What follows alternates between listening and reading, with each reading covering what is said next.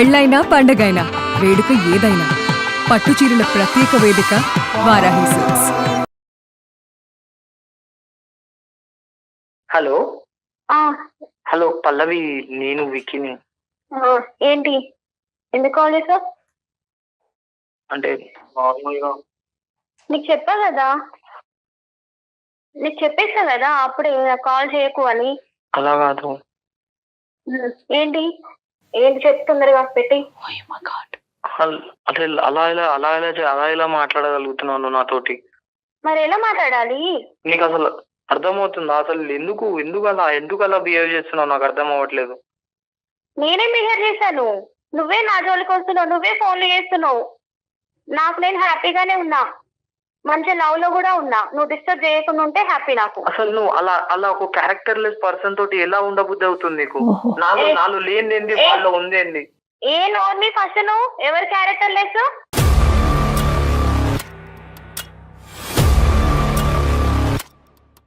Character decide చేయడానికి నువ్వెవరు?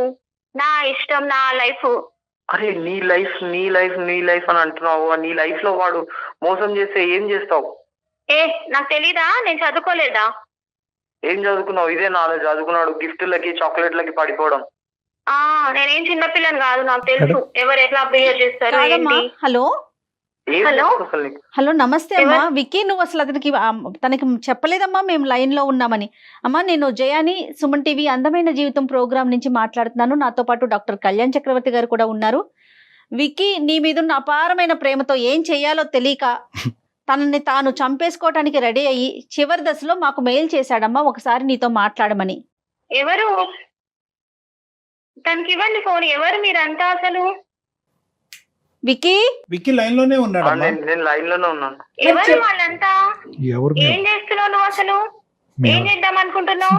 మేమంతా అసలు నీకు అసలు మతే లేదు కదా. నీకు కొంచెం మతి తెప్పియడానికి నువ్వు ఫస్ట్ మంచిగా మాట్లాడు. మధ్య లేదు గిట్ట లేదని మాట్లాడకు పిచ్చి నువ్వు. మాట్లాడే అర్థమవుతుందా? అమ్మా పల్లవి, ఆ, చిన్నపిల్లవి. నమస్తే అమ్మా, నేను డాక్టర్ కళ్యాణ్ చక్రవర్తి, సుమన్ టీవీ అందమైన జీవితం నుంచి మాట్లాడుతున్నానమ్మా. ఆ అబ్బాయి మీకు సర్ప్రైజ్ ఇచ్చాడు. ఆ అబ్బాయి తప్పే. అసలు ఫస్ట్ ఆఫ్ ఆల్ మీకు అసలు ఇంట్రడ్యూస్ చేసి మమ్మల్ని చెప్పి నిదానంగా మీకు చెప్పాలి. ఎస్పెషల్లీ ఇటువంటి సున్నితమైనటువంటి అంశాలు. ఈ అబ్బాయి రోజు నీతో మాట్లాడేటటువంటి అబ్బాయి కాదు. ఎప్పుడో అంతకుముందు ఒకసారి మాట్లాడాడు, మళ్ళీ ఇప్పుడు మాట్లాడటమే అని నేను అనుకుంటున్నాను. ఒక్కసారి అంటే మా పాత్ర అంటే జనరల్గా ఎవరిని పడితే వాళ్ళని మేము సెలెక్ట్ చేయమమ్మా.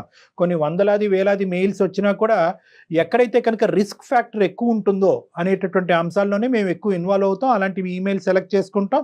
అలాంటివి ఎందుకంటే ఈ అబ్బాయి అంత ఇదిగా ఓన్ చేసేసుకుని నీకు ఒక శిలా విగ్రహం పెట్టి పూజించడం ఒకటే తక్కువ అనమాట. ఆ స్థాయిలో ఈ అబ్బాయి 8 సంవత్సరాల పాటు ప్రేమించి ఈరోజు ఒక భయంకరమైనటువంటి పరిస్థితిలో ఒక తాగుబోతయ్యి ఉద్యోగం, సరైనటువంటి ఉద్యోగం ఉన్నా కూడా ఇంటిల్లపాది అందరినీ ఇబ్బంది పెడుతూ నేను బ్రతకుండాలా చచ్చిపోవాలా, వాడెవడో నా స్థానంలో దూరటం ఏంటి, ఈ అమ్మాయి వాడిని ప్రేమించటం ఏంటి, నాకు లేనటువంటి అర్హత వాడుకున్న అర్హత ఏంటి, ఇలాంటి రకరకాల ప్రశ్నలతో అతను ఏమైనా చేసుకుని ఎవరినన్నా ఏమైనా చేస్తాడేమో అనే భయంతో మేము ఈ రోజు కాల్ చేయడం జరిగిందమ్మా. లేదంటే నీ ప్రైవేట్ టైం డిస్టర్బ్ చేసే ఉద్దేశం మాకు ఆవగించేంత కూడా లేదు. మీరు కూడా ఏంటి అలా మాట్లాడతారు? ఏంటమ్మా నేనేం నాకు నచ్చాడు ఆ అబ్బాయి. లేలే నీ అమ్మా, ఆ విషయం ఏమీ అసలు మేము అనట్లేదు కదా తల్లి. టచ్ ద టాపిక్ అమ్మా.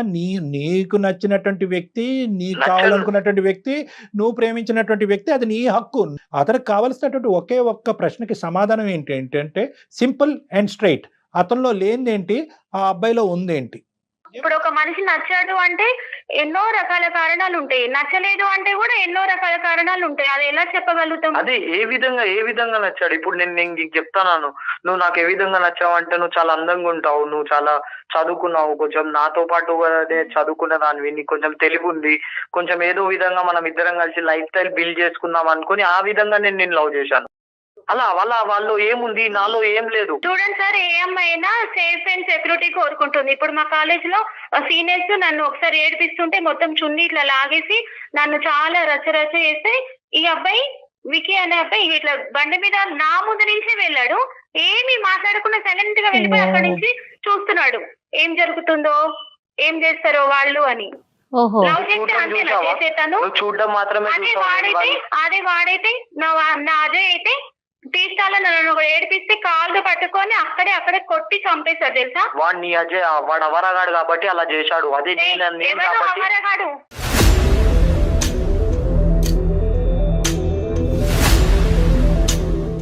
నువ్వు నీ ఫస్ట్ అజయ్ మర్యాదగా నీ మాట్లాడు, అజయ్ నువ్వు అన్నావు చెప్తున్నా కదా వాడిని ఏం చూసుకొని నీ అజయ్ అంటున్నావు.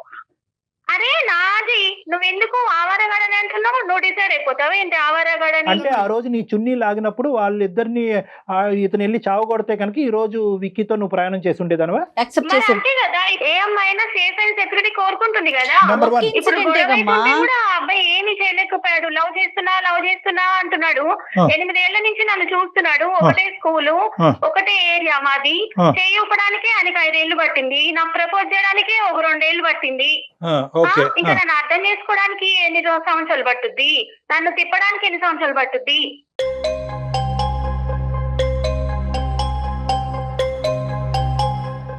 ఇంకా ఏంటమ్మా, పోనీ ఈ అబ్బాయిలో నచ్చినటువంటిది ఒక్కటి చెప్పు తల్లి, పుణ్యం ఉంటది.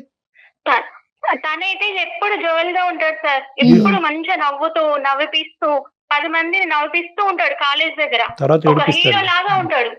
అతను సిగరెట్ కాలిస్తే అసలు ఎలా ఊతాడంటే రింగులుగా ఊతాడు సార్. నిన్ను సినిమాలో కాలుస్తాడా? హీరో అలా చేస్తే మనం క్లాప్స్ కొట్టి విజిల్ వేయమా? ఏంటమ్మా, రియల్ గా హీరో చేస్తే ఎందుకు ఆయన జీర్ణించుకోలేకపోతున్నాడు? ఏం పెళ్లి పీటల మీద కూడా రింగులు ఊతాడా వీడు? అలా కాదు. పెళ్లి పీట్ల మీద ఎందుకు తాగుతారు సార్? సరే నువ్వు చెప్పేది అంత కామెడీగా ఉంది. సిగరెట్ తాగి రింగులు ఊదినంత మాత్రాన పడిపోతావమ్మా వాడు వాళ్ళు.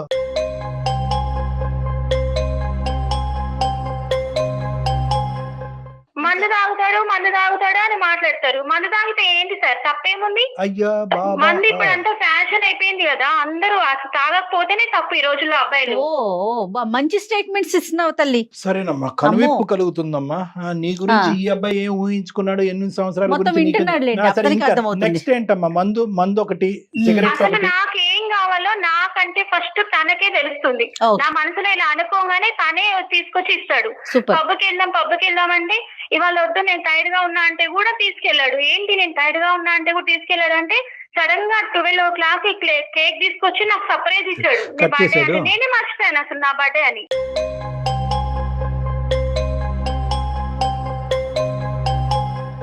అంతే కదా సార్. ఇప్పుడు మా అమ్మ వాళ్ళని కూడా ఇంట్రడ్యూస్ చేసుకున్నాడు. తానే ఇంటికి వచ్చి నేను అమ్మాయిని లవ్ చేస్తున్నా అని చెప్పాడు. మంచిగా ఇంట్రడ్యూస్ చేసుకున్నాడు. మా ఇంట్లో వాళ్ళు కూడా అబ్బాయి నీకు ఎక్కడ దొరికాడు, ఎంత బాగున్నాడు, ఎంత క్యూట్ గా మాట్లాడుతున్నాడు అని అన్నారు. తెలుసా అసలు ఏం చేస్తున్నాడమ్మా ఇప్పుడు అతను? ఏమన్నా పని చేస్తున్నాడు తల్లి? నీ చుట్టూ తిరిగి నిన్ను సాటిస్ఫై చేయటమేనా అన్ని విషయాల్లో? జాబ్ జాయిన్ అయ్యాడు కదా, అంతకు ముందు లేదు. అంతకు ముందు లేకుంటే జాయిన్ అయ్యాడు. తనకు వచ్చిన శాలరీ కూడా నాకే రింగ్ తీసుకొచ్చి ఇచ్చాడు ఫస్ట్ మంత్ శాలరీ అని. ఈ రింగ్ ఓకే. ఆ రింగుల గురించి చెప్పావా? సిగరెట్ తో పాటు రింగులు ఊతాడు అనేది మీ పేరెంట్స్ తెలుసా? చెప్పావా? తెలుసు. ఏమేమి తప్పేముంది అందులో?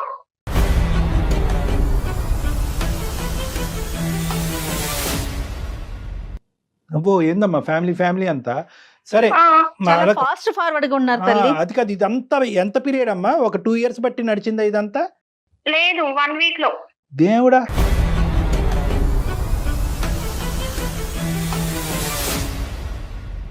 ముందు రోజు వచ్చి చూసాడు, జస్ట్ ఇట్లా హాయ్ చెప్పాడు, హాయ్ అన్న. నెక్స్ట్ డే మా వీధి చివర ఉండి నీతో మాట్లాడాలి బైక్ ఎక్కువ అంటే ఎక్కాను. దారిలో ఐస్ క్రీమ్ బండి ఉంది. ఐస్ క్రీమ్ తింటావంటే అన్నా. ఐస్ క్రీమ్ తినానో లేదో ఇట్లా నువ్వంటే నాకు చాలా ఇష్టం, ఐ లవ్ యూ అని ప్రపోజ్ చేశాడు.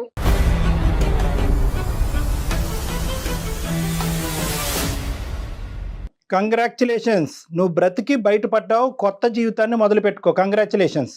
ఏంటి మీరు అలా మాట్లాడుతున్నారు? చెప్తున్నానమ్మా. తను అలా మాట్లాడే విధానం, తనలో కొంచెమైన ప్రేమ. అరే బాబు, తమ్ముడు నీకు గుండు గీయించుకోకుండా బయటకు పంపిస్తుంది. హ్యాపీగా బయటకు వెళ్ళిపో. నువ్వు హ్యాపీగా బయటకు వెళ్ళిపో. నీ జీవితం నేను చూసుకో. ఇష్టం అంతే లేదా కదా.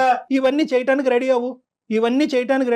నిన్ను ముందుంటే ఇలా కొట్టేవాడిని తెలుసా? వీడికి ట్రీట్మెంట్ ఇవ్వాలి.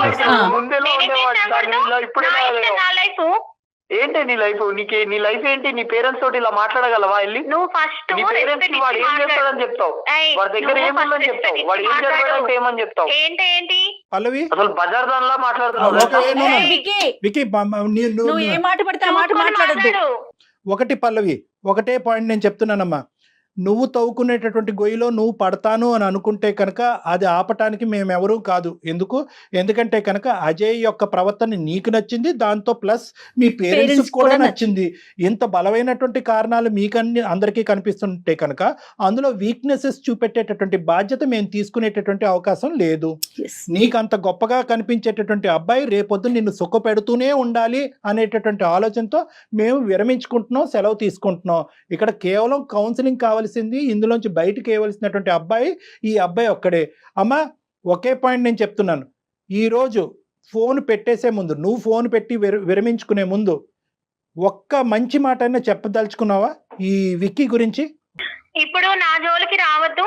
ఇప్పటిదాకా ఏదో కొత్త గొప్ప ఏదో ఎదుర్కొంటూ నేను అడిగింది ఉంటాడు ఒక అడ్వైస్. అబ్బాయి అని అనుకున్నా గానీ, ఇప్పుడు నన్ను బజార్ దాన్ని అని మాట్లాడాడు కదా, అది నేను పట్టుకున్నావా? లవ్ చేయకపోవడమే నాకు ఇప్పుడు మంచిది అనిపిస్తుంది.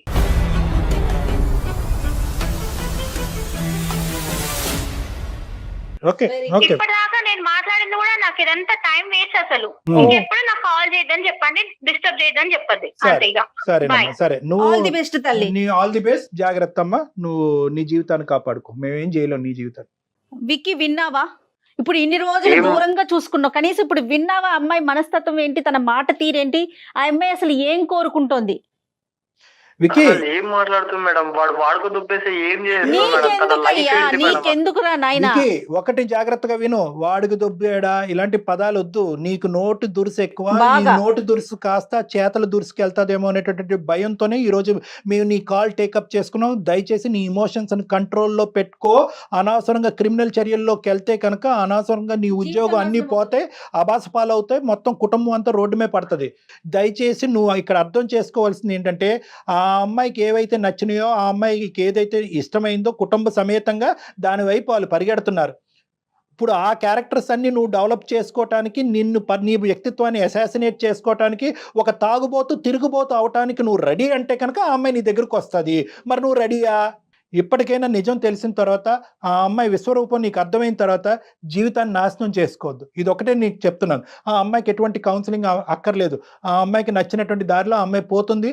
ఆ అమ్మాయి తల ఎక్కడో గుద్దుకుంటుంది, తల బొడుపు కడుతుంది, కుటుంబం అంతా బాధపడతారు. అలా జరగకూడదని మనం కోరుకుందాం. కానీ నువ్వు మాత్రం దయచేసి ఇది ఇక్కడితో ఆపేసేయాలి. నువ్వు ఇప్పటికే చాలా దారి తప్పావు.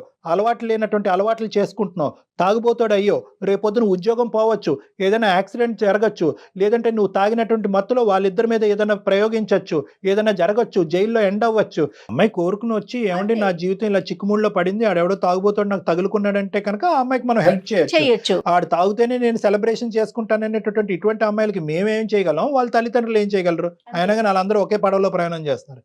వెళ్ళి ఇప్పటికైనా కూడా ఈరోజు మంచి రోజు, శుభసూచకం. నీ జీవితంలో ఒక కొత్తదనం. బహుశా ఏంటంటే ఈ విధంగా నీకు ఎవరు చెప్పలేదు, నీకు కనువిప్పు కలిగించలేదు. ఆ అమ్మాయే ప్రపంచం అని చెప్పి గుడ్డిగా వెళ్ళిపోతున్నావు, నీ జీవితాన్ని సర్వనాశనం చేసుకుంటున్నావు. ఈ రోజు నుంచి ఆ అమ్మాయి యొక్క ఆలోచన, ఆ అమ్మాయి యొక్క ప్రేమని డిలీట్ చేయి. ఓకేనా? ఒక కొత్త జీవితాన్ని ప్రారంభించు. సరే అండి, సరే, ధన్యవాదాలు. స్ట్రాంగ్ గా ఉండు. నీకు సరిపోకపోతే కనుక ఒకప్పుడు నేను చెప్పినటువంటి మాటల వల్ల నీకు ఇంకా ఒక విధమైనటువంటి అండర్స్టాండింగ్ రాకపోతే ఒకసారి వచ్చి కలు, లేదంటే మన ఇద్దరం మళ్ళీ ఒకసారి కూర్చొని మాట్లాడుకుందాం. ఓకేనా? బాయ్ నాన్న, ఆల్ ద బెస్ట్.